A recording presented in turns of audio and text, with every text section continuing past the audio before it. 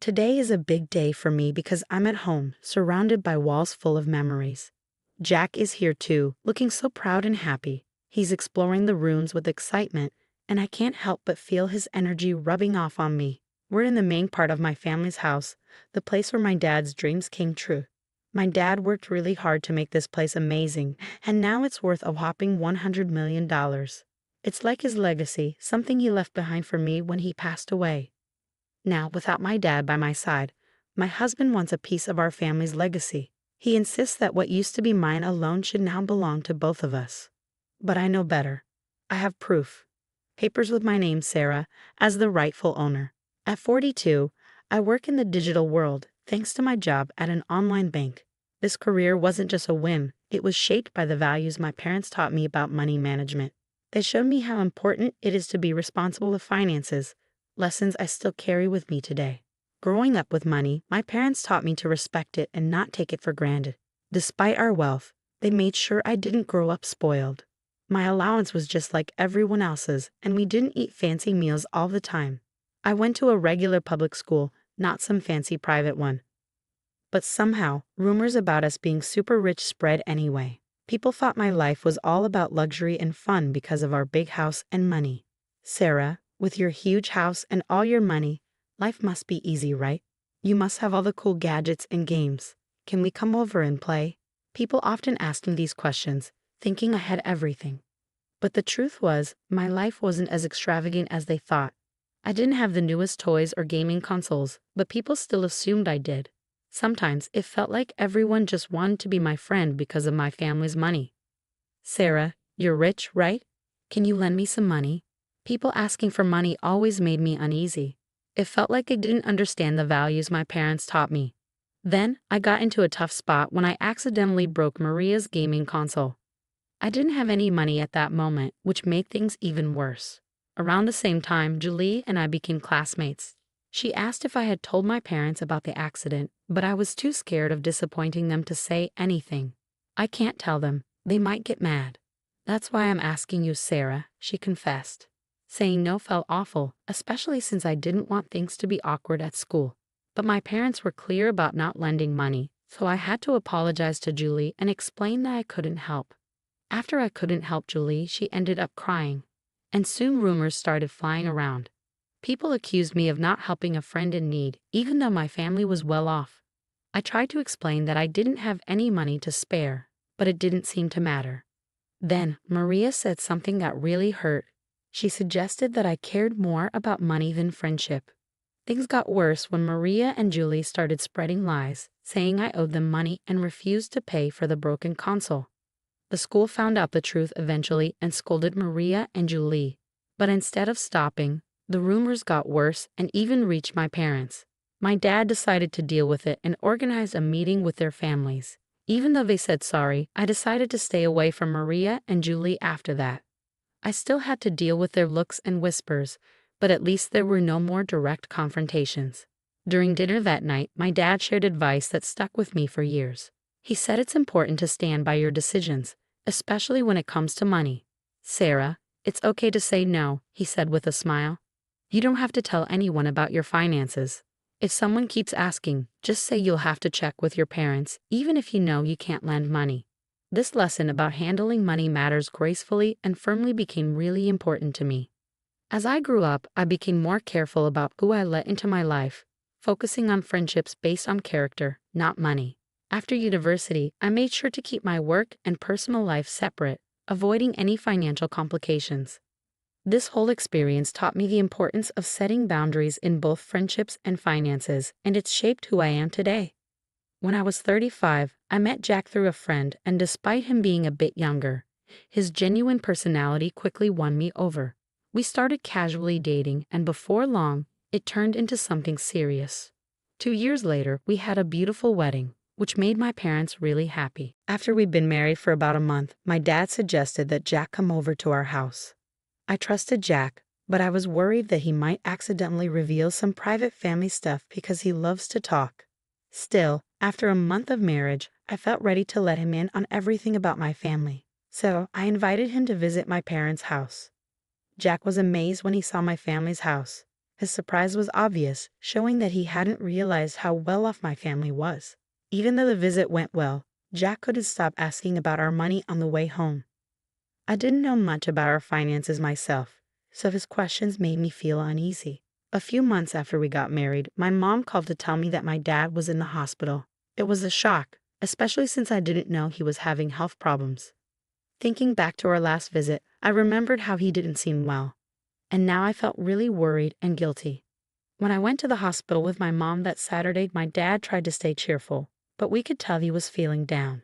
He apologized for what he saw as a burden to us, showing his gentle nature. Then the doctors told us he had advanced pancreatic cancer, and it had spread too much for surgery. It was like a punch to the gut. We couldn't believe someone as health-conscious as my dad could get so sick. After the diagnosis, my dad stayed strong. He just wanted us to be happy, which made us all tear up. I wanted to spend every moment with him, but hospital rules meant only close family could visit. He wished for our friends to be around to make happy memories at home, which reminded us of the life he wanted for us. So I promised to keep our home full of joy, even after he was gone.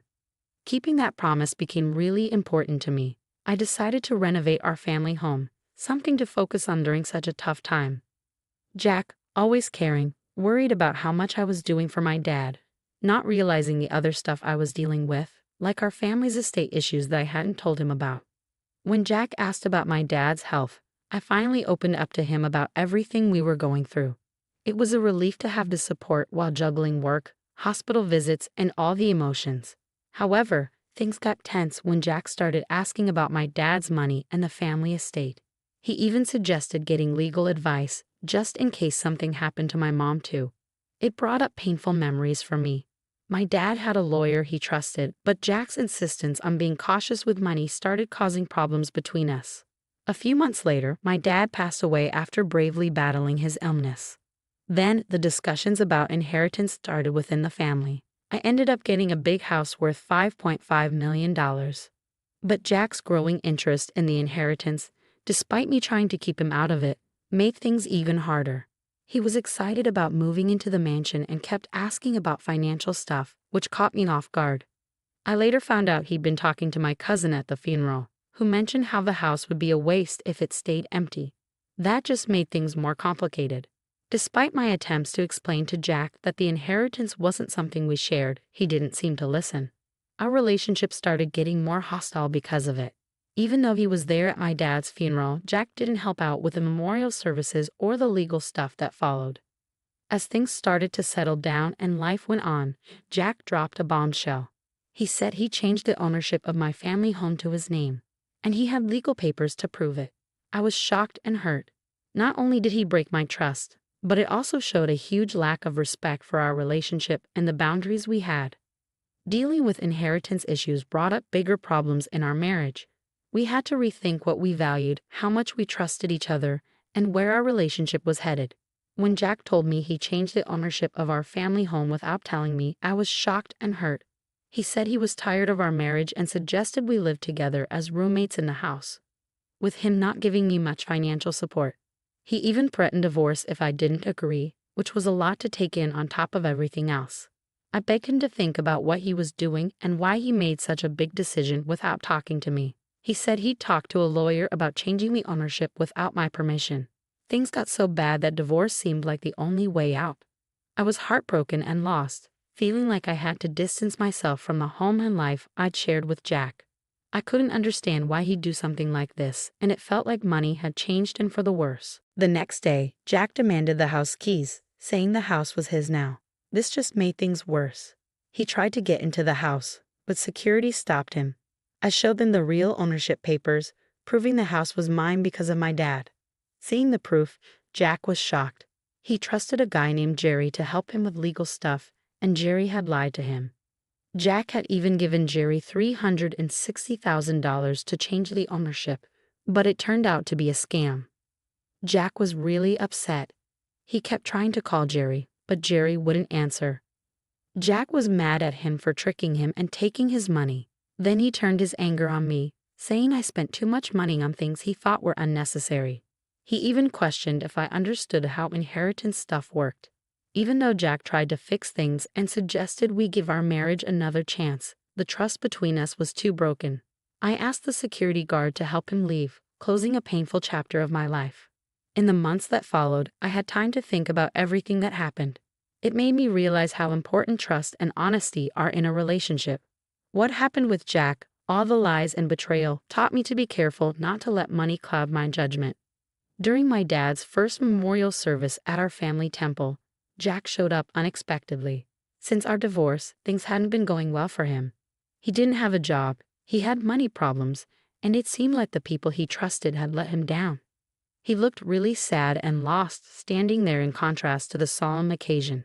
As he tearfully tried to apologize, his actions unintentionally disrupted the memorial, causing a commotion among my relatives. Despite his emotional distress, I had to ask him to leave, and security had to step in to make sure it happened. It was a difficult moment, especially during such a solemn occasion, leaving me with mixed emotions, but also a strong desire to move forward and leave our past behind. I decided it was time to leave my parents' home, something I'd been planning for a while. I found a new place to live, cutting ties with Jack for good. Meanwhile, Jack kept coming to the family property, which we had turned into a rental villa.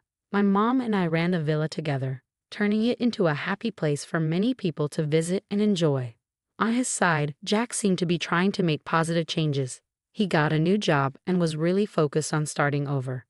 Turning our family home into a rental villa not only honored my dad's vision, but also created a welcoming place for guests from all walks of life. The villa, known for its stunning views and beautiful garden, became really popular. We hosted all sorts of events there, from small weddings to big family parties. Working on it with my mom brought us even closer and made us really happy. As the villa became more successful, we decided to add more stuff to make it even better. We put in a swimming pool, a cozy outdoor lounge, and a fun area for kids to play.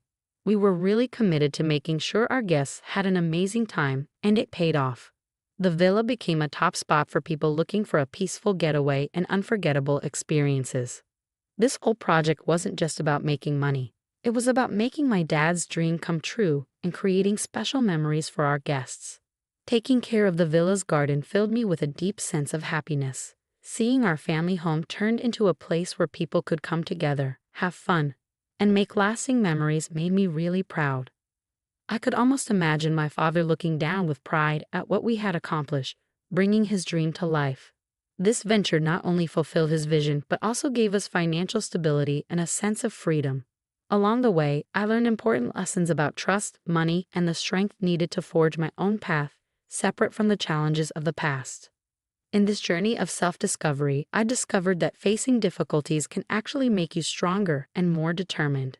I heard news about Jack from friends, and it seemed like he was turning his life around, finding a meaningful job and learning from his mistakes. Seeing his progress gave me a sense of peace, knowing that both of us were moving forward and growing. My father's dream became a driving force for growth, not just for me and my mom, but for everyone who visited the rental villa. It became a place of joy and celebration, a sanctuary where people could create lasting memories.